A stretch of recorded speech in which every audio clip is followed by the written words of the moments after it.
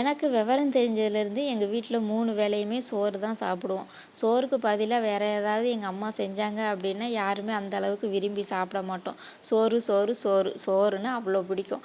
ஆனா, இப்போ அவ்வளோ பிடிச்ச சோற இப்போ பார்த்தாலே பயமா இருக்கு.